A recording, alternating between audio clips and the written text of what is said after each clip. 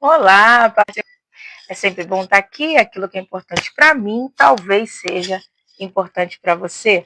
Hoje nós vamos falar de divórcio e o que o texto bíblico tem a ver com as nossas realidades psíquicas, que conceitos a gente pode estar adotando que respaldam o texto de Jesus. Eu não vou falar de Mateus, vou falar sobre Romanos, no capítulo 7, versículo 2 e 3. Mas já já a gente consulta. Bom, primeiro, para falar de divórcio, a gente precisa falar de casamento, tá? Lembrando que o casamento que eu estou falando é o casamento pautado no amor, na afinidade, nas relações psíquicas, né? Geralmente a gente ama aquela pessoa que tem alguma relação psíquica. E aí eu posso estar falando aí da paixão de esquema. Tem muita gente que se apaixona, né? Que a gente fala das paixões de esquema. Por exemplo, se eu tive um abandono paterno, eu vou tender a amar quem me abandona, né? Se eu tenho alguma inibição emocional em virtude de um medo, eu vou tender a amar ou quem é mais inibido do que eu, ou quem me dá certo aparato emocional, segurança emocional, né? Se a minha relação com os meus pais foi uma relação onde o amor foi pautado no cuidado, logo vou tender a amar quem cuida. É muito interessante a teoria das linguagens de amor, porque justamente é isso, eu vou procurar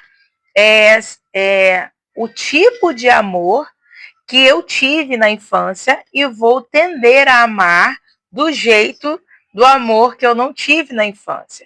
Então, eu vou dar um exemplo.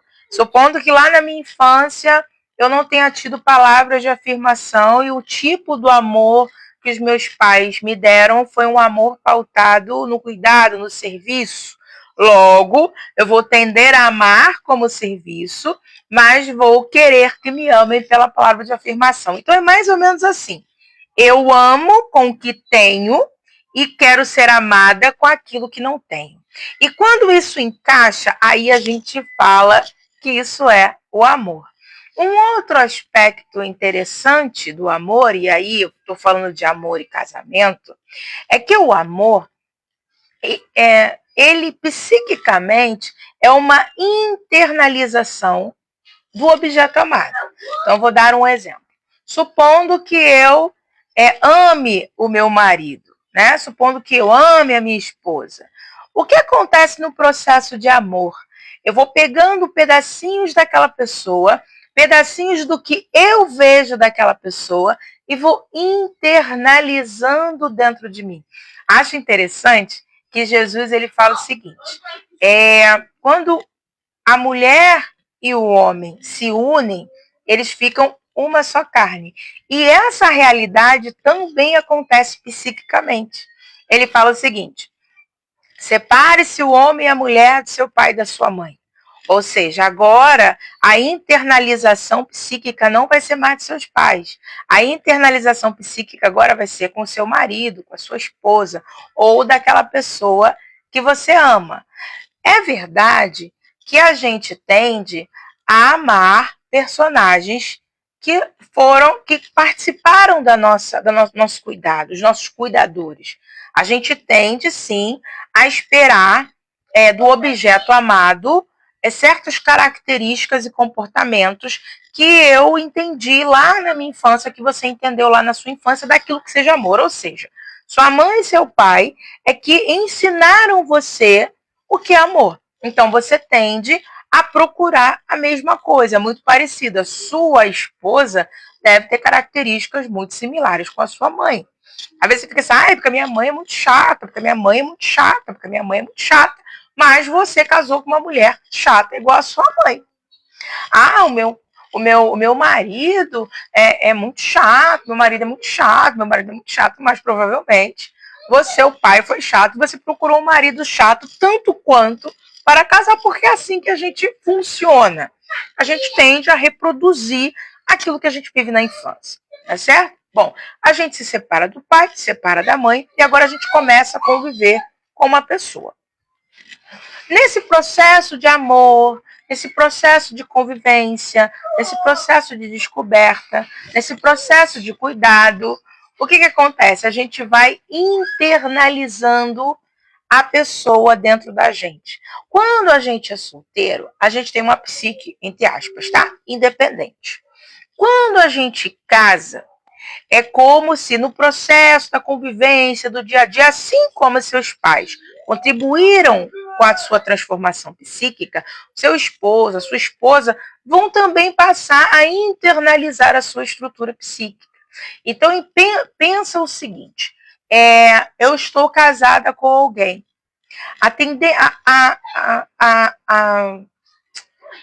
A ideia, o jogo, que geralmente vai acontecer é que eu vou começar a falar mais parecido com aquela pessoa. Talvez eu vá adquirir alguns comportamentos que eu não tinha com aquela pessoa. Algumas ideias, alguns sentidos de vocábulo eu passo a adquirir convivendo com aquela pessoa e vice-versa. Então, essa outra pessoa que é o objeto do meu amor, quando eu olho para essa pessoa, eu analiso essa pessoa e a convivência faz com que eu vá internalizando essa pessoa e colocando essa pessoa dentro de mim. Isso é amor. É por isso que o divórcio dói tanto. É por isso que o afastamento dói tanto. É por isso que o luto dói tanto. Por quê? Porque a gente vai internalizando as pessoas dentro da gente. E aí, quando a gente tem que passar por uma separação, é como se parte da gente tivesse ido junto com a pessoa. E é por isso que dói. E, na verdade, não vai, porque fica dentro da gente. Então, essa parte projetada no objeto amado é que dói dentro da gente. Pois bem, então, amor, por que a Bíblia diz que o casamento por amor é uma união não só de carne, como diz a Bíblia, e eu posso afirmar que também é uma união psíquica, tá certo? Pois bem, quando as pessoas, quando o casamento vai passando, o tempo vai passando, né? As pessoas, elas vão mudando. Né? A sua esposa, ela não é mais aquela pessoa de 10 anos atrás. Mesmo porque a própria interação faz com que a gente mude. Né? O seu marido não é mais aquela pessoa de 10 anos atrás. Porque a própria interação vai mudando, a maturidade, tá certo? Aquilo que eu gostava de comer eu não gosto mais, aquilo que eu não gostava eu passei a gostar. Aquilo que eu vestia eu não visto mais, aquilo que eu não vestia eu passo a vestir. Então, todo ser humano, com o passar do tempo, ele muda. E aí vem o BO. Por que alguns casamentos entram em crise de tanto em tanto tempo? É muito normal. E é bem perigoso a gente tomar algumas decisões nessas situações de conflito. Quando um paciente vem com esse quadro, né, de pensar em um divórcio, uma separação, eu falo, espera um pouquinho, vamos analisar um pouquinho essa situação, vamos se analisar, vamos se conhecer, vamos se entender, depois você decide. Por quê? Porque de tempo em tempo, os relacionamentos, eles passam por crises. Isso é normal. E que crises são essas? Bom, vamos lá. Supondo que eu sou casada com você, tá? Supondo que eu me apaixonei por você, casei com você, você está aí sentado. Supondo que em determinado momento a live vai correndo e você fica em pé. E é claro que a sua posição sentada é diferente da sua posição em pé, tá certo? Quando eu projeto você sentado, o seu eu, você é projetado sentado em mim. Então, você é projetado em mim, talvez calmo, talvez tranquilo, talvez raivoso, talvez maduro ou imaturo, porque a gente muda. Só que quando você muda, né, existe um conflito entre a imagem que eu projetei de você em mim e a imagem do que de fato é. Vou dar um outro exemplo. Supondo que você se apaixonou por mim e eu tinha o cabelo liso. Tá? Eu tinha um mega hair aí lisão, lindo de morrer, voltar. Supondo que você, mas em determinado momento, eu mudei e tal, e aí eu decidi trançar o cabelo. E aí, olha isso.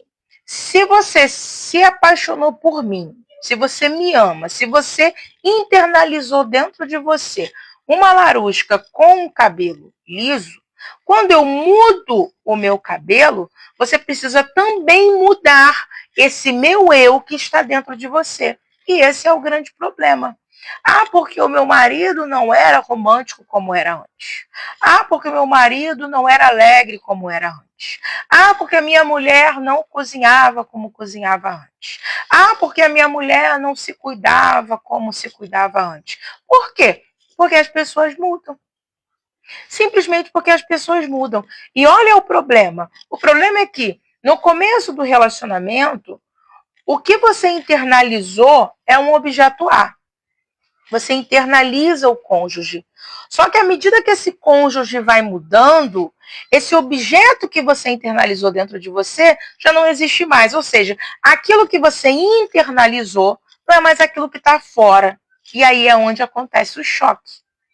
É quando aquilo que eu internalizei, aquilo que eu amei, aquilo que eu cognitivamente moldei, não é mais a realidade. E aí, olha o que acontece. Ah, eu deixei de amar. Não, você não deixou de amar. O objeto externo só é diferente do objeto interno.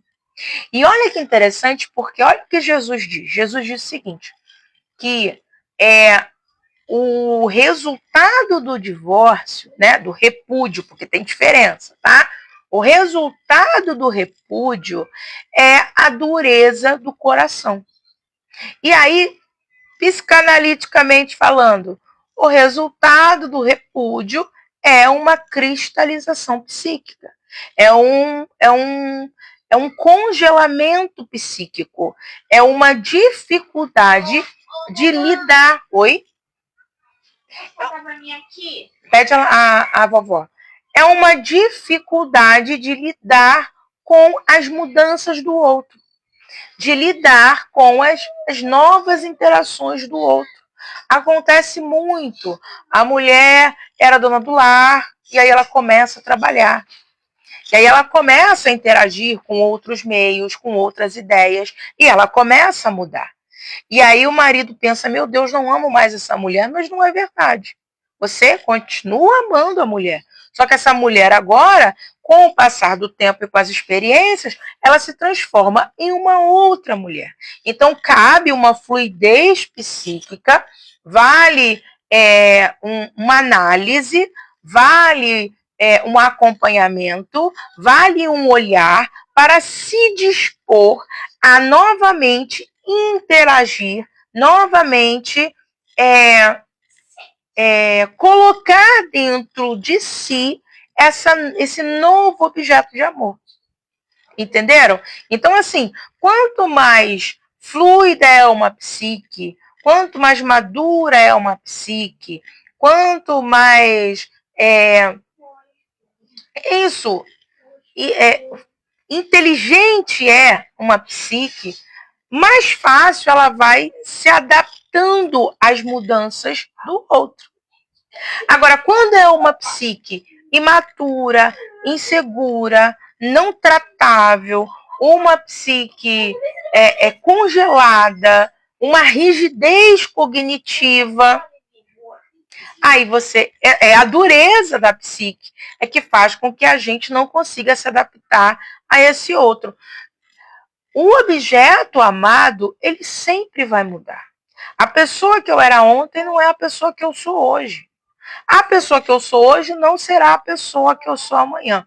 Então, psiquicamente, o sucesso de um casamento está em se divorciar do velho objeto e amar o novo objeto. E à medida que esse objeto, né, esse cônjuge vai mudando, eu enluto o velho objeto e passo a amar o novo objeto. Então, psiquicamente falando, o casamento é uma sucessão de divórcios. Divórcios com a versão velha do cônjuge e um novo amor, uma nova paixão, uma nova vontade de se adaptar e amar e introjetar o novo objeto, que é aquele cônjuge que é o mesmo, mas que muda com o passar do tempo, certo? De repente você começou aí a namorar e casou e o seu cônjuge tinha aí um corpo atlético, né? Não tinha rugas, e de repente essa pessoa ela começa a ter outras belezas, né? Outras habilidades. De repente ele não é tão bonito, mas passou a ser mais inteligente. Talvez ela não é mais tão jovem, mas passou a ser mais cuidadosa, mais atenciosa. Ou seja, não é uma mudança do objeto amado? É. E a gente vai se adaptando a esse objeto amado. Tá? E aí, quando existe um grande conflito entre o objeto internalizado do começo do relacionamento e a mudança do objeto externo, existe um conflito. E aí, nesse conflito, se você é rígido, você pensa, eu não aceito mais. Eu não aceito mais essa esposa acima do peso. Eu não aceito mais essa esposa com rugas. Eu não aceito mais esse homem disposto. Eu não aceito mais esse homem mais calado, mais sério. Eu não aceito mais.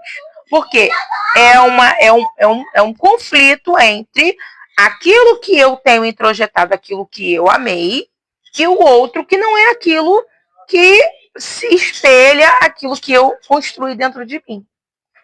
Tá certo? É meio complicado, mas eu acho que deu para entender. Bom, e aí, dureza do coração. Paulo, ele fala o seguinte, que eu acho muito interessante. Do Romanos, capítulo 7. Ele diz o seguinte, ó. Se o cônjuge, ele morre, você é apto a casar-se de novo. E aí, é nesse contexto que eu quero falar. Eu não vou falar de morte, eu vou falar de luto psíquico. Tá? A gente tem pulsão de vida e pulsão de morte. Né? Relapsamente, tentando explicar, são as pulsões que constroem e que destroem. Tá certo? Então, assim, quando tem algo que a minha psique quer destruir, ela pulsa ali, né? A pulsão de morte. Quando ela quer construir, ela pulsa ali a pulsão de vida. Enfim, assim, superficialmente falando é isso, tá? Não vou me aprofundar muito. Mas, quando ele fala o seguinte, que quando a pessoa morre, você está apto a viver um novo casamento, é isso. Antes de eu viver o novo, eu tenho que destruir o velho. Porque se eu não destruir o velho, eu vou estar em adultério. Psiquicamente falando, o que acontece? Supondo que eu tenha vivido um casamento, tá? E aí eu fui repudiada. Esse casamento acabou do nada, deu uma briga, do nada uma confusão, a gente não entendeu, a gente não passou pelo processo de divórcio, pelo processo de luto, a gente não amadureceu essa ideia, foi repentino. O que está acontecendo? Psiquicamente, aquela pessoa está dentro de mim. Entende? Psiquicamente, o objeto amado, a pessoa que eu me separei, ela ainda está dentro de mim. Então, quando eu me aproximo de uma outra pessoa, é como se eu tentasse conversar a minha psique com a minha e com o objeto amado que eu internalizei dentro de mim. E isso, psiquicamente, é um adultério. Vou dar um exemplo que acontece muito. Supondo aí que eu vivi uma traição, tá? Vivi uma traição, meu marido me traiu, e foi um adultério virtual, tá? Se eu não parar para entender a minha relação, entender que por que isso aconteceu, perdoar, ressignificar, né? Enlutar esse objeto amado dentro de mim, o que vai acontecer? Eu vou tender a ter raiva de quem fala no telefone.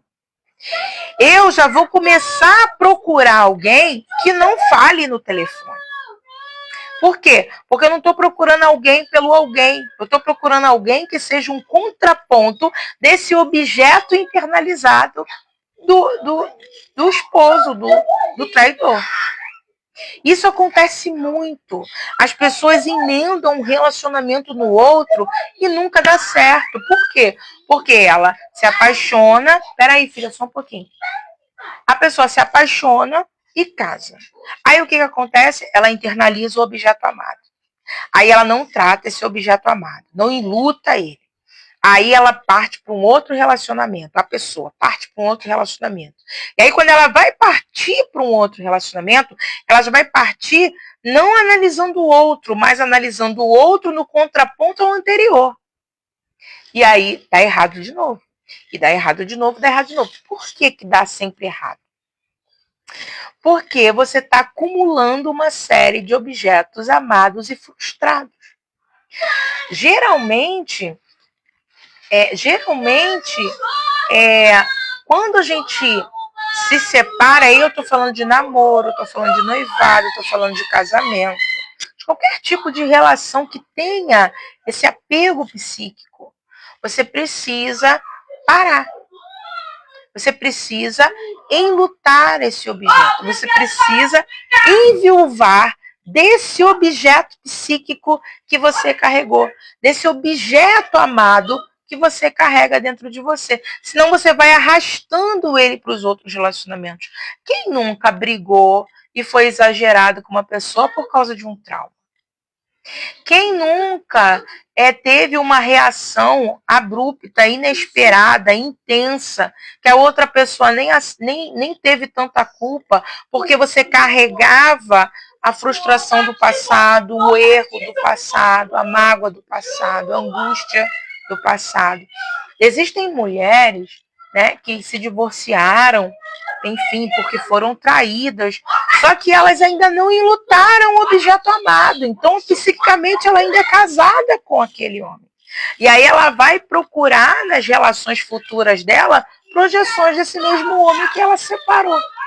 E ela é constantemente traída, não sabe por quê. Ela se apaixona por um objeto que trai. Ao invés de ela se curar daquilo para procurar uma outra psique, não. Ela não cura aquilo e procura uma outra pessoa. Inconscientemente, ela tenta transferir. É como se ela tivesse pego o objeto, é como se ela quisesse pegar um outro objeto amado e colocar no lugar daquele que ela perdeu. E aí, um objeto para encaixar no mesmo lugar do outro objeto traidor vai ser outro objeto traidor. Né? E é por isso que, psiquicamente falando, eu dou toda a razão à Bíblia. A gente precisa enlutar os objetos amados antes de ter um outro objeto amado. Ou seja, a gente precisa enviuvar os objetos amados. Bom,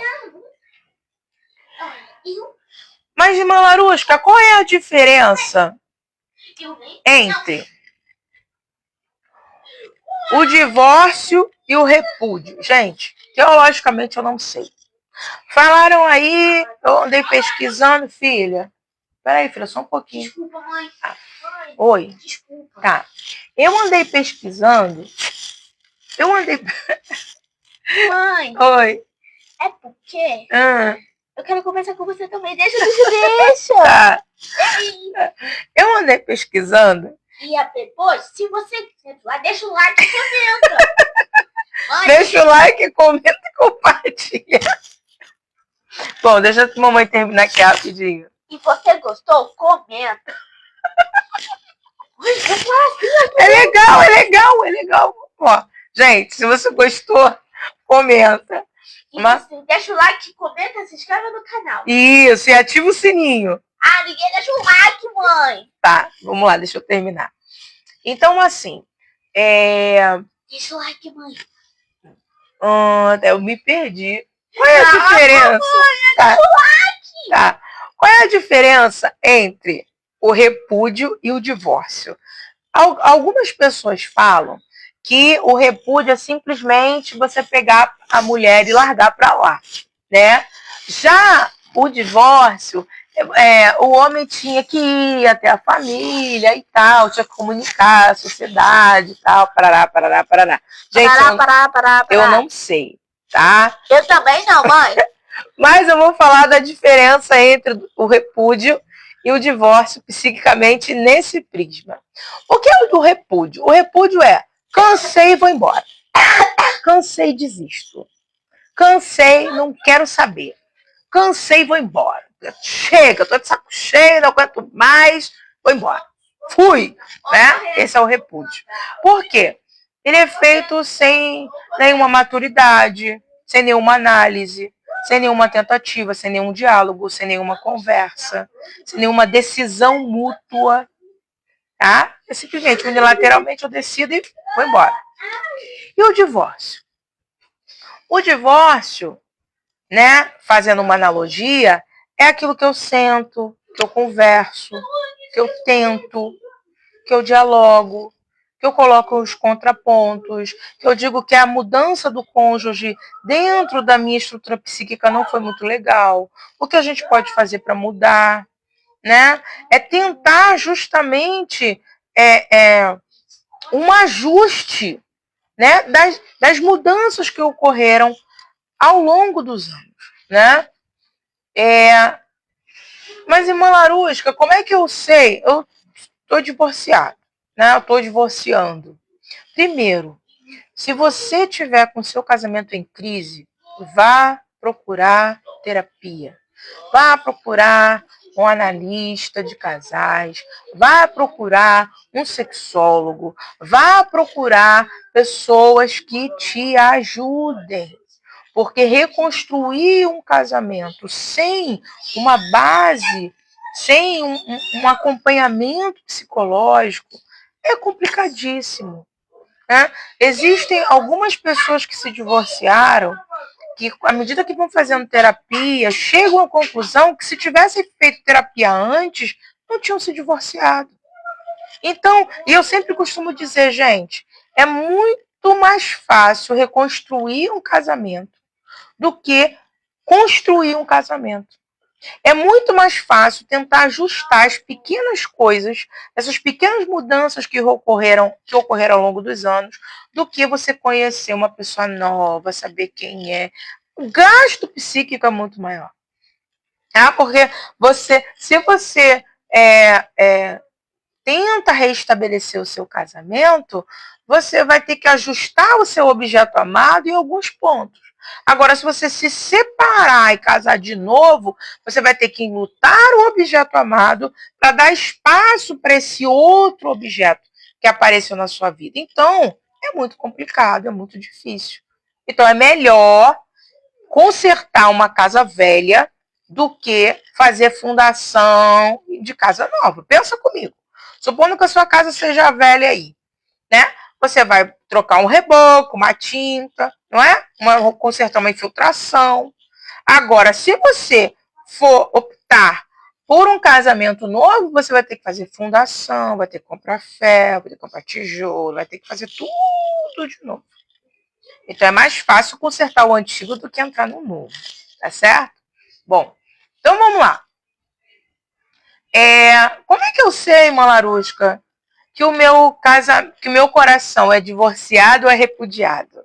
Né? Quando que eu sei que eu estou psiquicamente pronta para iniciar um novo relacionamento? Gente, todo casamento ele vai passar por um processo de divórcio.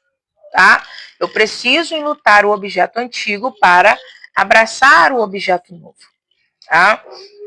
E a mesma coisa acontece quando você também se separa. Você precisa enlutar o objeto antigo para entrar num relacionamento novo. E aí, você só pode entrar num relacionamento novo se o seu coração estiver divorciado. Porque se o seu coração estiver repudiado, não vai adiantar. Irmã Larusca, qual é a diferença? Vou dizer agora.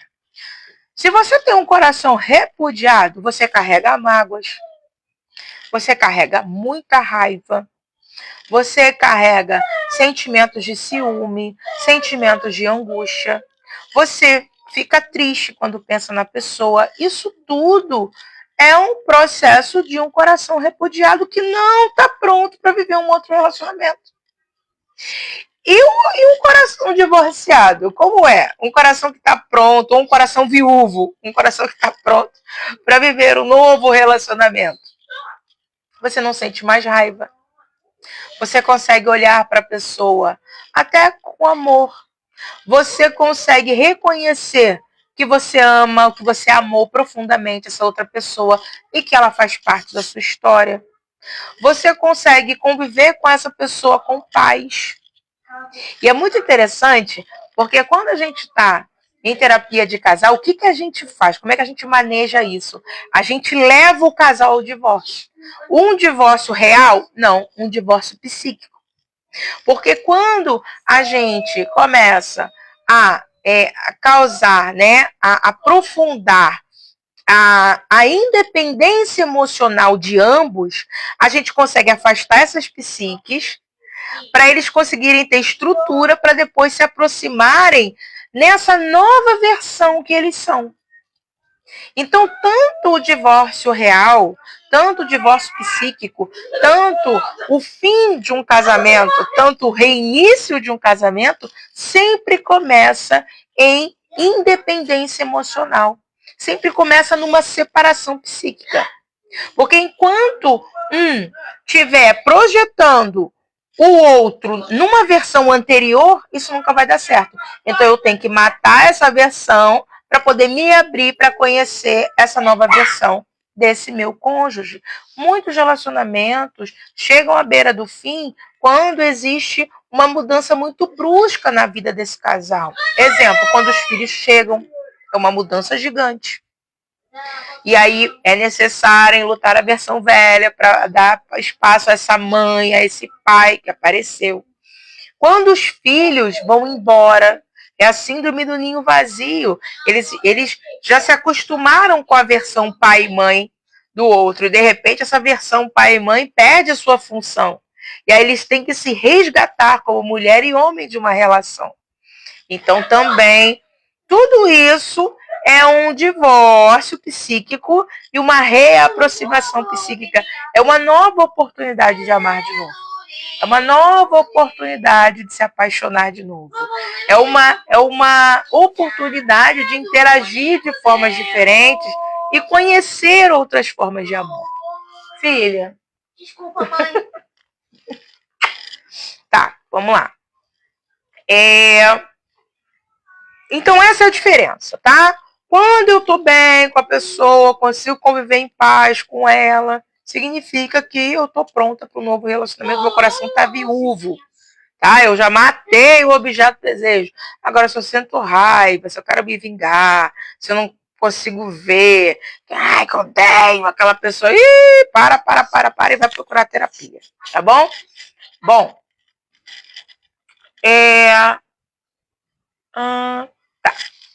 Irmã Larusca, eu me divorciei e já não tem mais jeito, eu não vou voltar para essa pessoa não vai voltar para mim, eu tô muito magoada, eu fui traída, eu fui traído, enfim, né? Bom, conselho, terapeuta não dá conselho, né? Mas na base de tudo aquilo que eu falei, se dê um tempo. É o primeiro ponto. Não procure ninguém, não se relacione com ninguém, fica na sua. Primeira coisa, tá? Não fica emendando um relacionamento no outro, vai fazer mal para você. E a probabilidade de você ter insucesso nas relações posteriores é enorme, tá? E como a gente começa, tô tendo problemas no casamento, eu tô tendo problemas no meu namoro, no meu noivado, eu já passei por um divórcio. O esquema é o mesmo, o manejo de terapia é a mesma. Primeiro, a gente vai tentar buscar a autonomia ou a independência desse ser. E aí, dentro da autonomia e da independência, a gente tem 3 esferas. Existe primeira, que geralmente eu trato, tá? Eu sigo essa ordem nem sempre, mas na maioria das vezes é essa ordem. Primeiro, a independência financeira. Na maioria das vezes, um casamento em conflito, quando o parceiro ou a parceira, que era dependente financeiro, consegue a sua independência financeira, a coisa muda drasticamente. Muda para melhor. Tá? Então, assim, essa autonomia financeira, ela ajuda muito na reestruturação dos relacionamentos. Então, a primeira, vamos lá, eu quero me separar, não quero, eu digo, calma. Primeiro, você vai buscar a sua autonomia financeira. Você vai estudar, você vai trabalhar, você vai fazer bolo, você vai costurar, você vai fazer crochê, você vai fazer cabelo, você vai fazer unha. Eu não sei o que é que você vai fazer. Vamos juntas. Vai fazer salada de fruta, vai vender café na estação de trem. Eu não sei o que você vai fazer. Vai fazer faxina, vai cuidar de criança, vai cuidar de idoso. Eu não sei. Vai estudar, vai terminar o ensino médio, fazer faculdade, fazer um técnico, eu não sei. Mas a primeira coisa, a primeira autonomia que a gente trabalha é a autonomia financeira. Busque a sua autonomia financeira. Tá? É o primeiro ponto. Supondo aí que você busque a sua autonomia financeira, você conseguiu, você começou a trabalhar, você começou a estudar, você já consegue aí se prover, aí já melhora a estima, é muito interessante quando a pessoa tem autonomia financeira. A segunda autonomia, porque é uma encadeada na outra, que quando a mulher ou o homem buscam a autonomia financeira, mesmo dentro de um casamento, a estima melhora, o diálogo melhora, a conversa melhora. E dentro disso, a gente vai para a segunda fase, que é a autonomia emocional. E o que é autonomia emocional? É entender que o que eu sinto não diretamente interfere no que o outro sente, e aquilo que o outro sente não interfere diretamente em mim. É muito comum em um casamento o homem dizer assim, nossa, eu não gosto, eu acho tão feio o homem barrigudo. Gente, o fato de eu achar feio o homem barrigudo não significa que eu ache você que é barrigudo feio. Entende a diferença? Que é um comentário, tipo assim, vou dar um exemplo. De repente eu falo, nossa, eu acho, ai gente, eu acho homem grosso tão feio, sabe? Mas de repente com você, mas tá bom, filha. Mas de repente você, eu acho até bonitinho, porque meu amor, que vai explicar o amor. Então assim, é importante a gente entender que nem tudo que o cônjuge fala e nem tudo que o cônjuge pensa tem a ver com você. Entende? Então, essa libertação emocional. Às vezes o cônjuge chegou em casa porque estava chateado, estava aborrecido. De repente, sua esposa chegou em casa porque ela se aborreceu. Não tem nada a ver com você. Vai ficar, porque a mulher chegou em casa chateada, deve ter alguma coisa a ver comigo. Porque o marido chegou em casa chateado, deve ter alguma coisa, deve ter alguma coisa a ver comigo e não tem. Tá? As pessoas têm as suas próprias emoções, as pessoas têm as suas próprias alegrias, as suas próprias simpatias, as suas próprias tristezas. Tem gente que fica triste do nada, porque lembrou de uma coisa da infância e vem, não tem nada a ver com você. Então a gente começa a trabalhar essa questão, essa autonomia emocional. O outro está triste, eu tenho que ficar triste também? Né? Se o outro chegou com tristeza, eu preciso internalizar essa tristeza. Se o outro chegou com raiva, eu tenho que ser o objeto dessa raiva? Não. Então a gente começa a separar, tá certo? O cônjuge fica com raiva, eu não preciso necessariamente ficar com raiva. Né? Eu estou com raiva, o cônjuge não necessariamente precisa ficar com raiva. A grande chave da convivência é justamente há essa libertação emocional. Quando um está muito alegre, o outro nem tanto. Quando um está com muita raiva, o outro nem tanto. E fica oscilando. E essa oscilação que é causada pela independência emocional é que dá certo. Tá? Vou dar um exemplo. Meu marido chegou, minha esposa chegou com muita raiva em casa. Eu estou tranquilo. Então eu vou acalmar. E vice-versa. Agora, se eu fico com raiva e o meu cônjuge fica com raiva, vai explodir. Tá certo? Então é mais ou menos assim que funciona. Tá?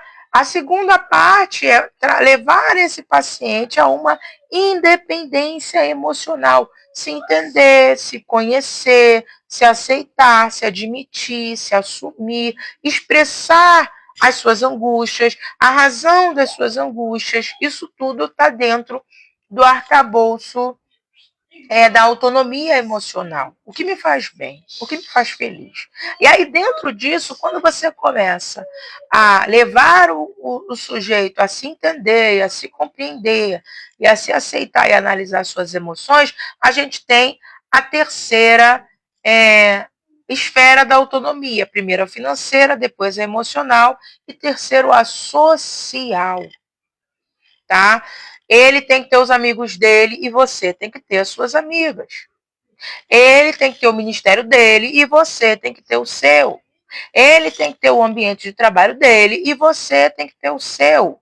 Ele tem os assuntos dele e você tem os seus. Tá certo? Essa autonomia social, gente, é muito importante. Tem gente que por causa do ciúme, olha que antagônico. Para a gente ter uma relação harmônica e feliz, a gente precisa da independência dessas três esferas.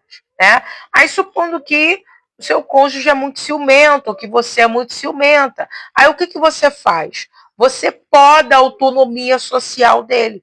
Você poda a autonomia social dela. Você não vai mais na sua mãe, você não vai mais naquela amiga, você não vai mais naquele amigo, você não vai mais jogar bola, você não vai mais falar com o meu, você só vai sair comigo, você só vai na igreja comigo, você só vai no culto comigo, você vai comigo.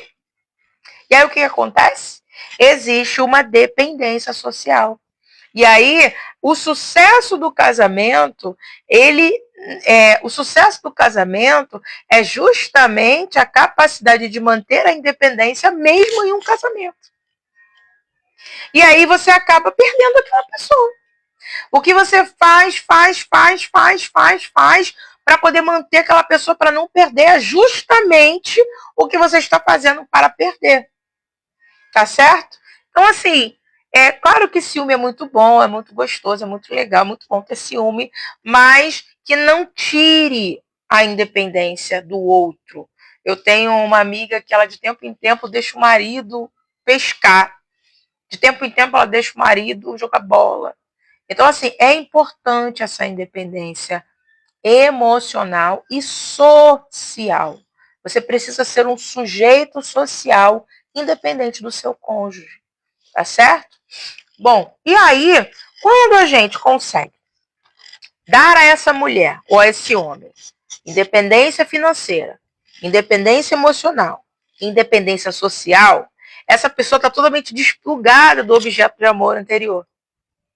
E aí, claro que com análise, esses objetos que foram mudando com o tempo, eles se afastam e depois vão se reconhecendo.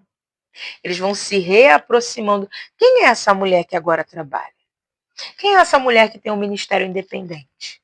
Quem é essa mulher que é a irmã, que é a mãe, que é a filha, que é aquele cargo eclesiástico, que é líder daquele departamento? Quem é essa mulher que é amiga de outras mulheres? Quem é esse homem?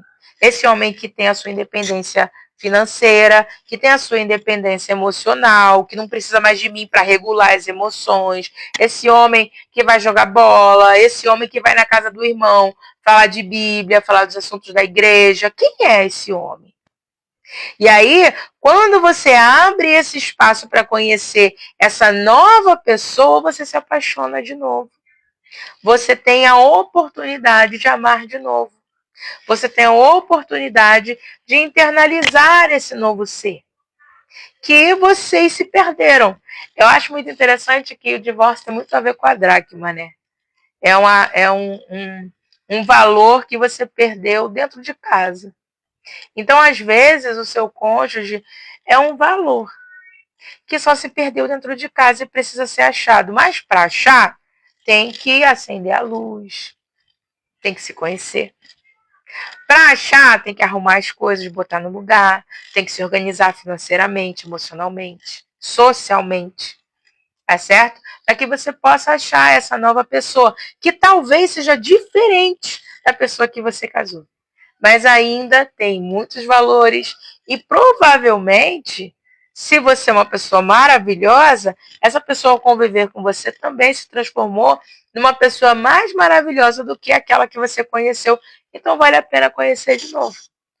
Então é isso, gente. Se você se identificou, se você precisa de ajuda, se você está em um processo de divórcio, se você gostaria de reestruturar seu casamento, vá fazer terapia.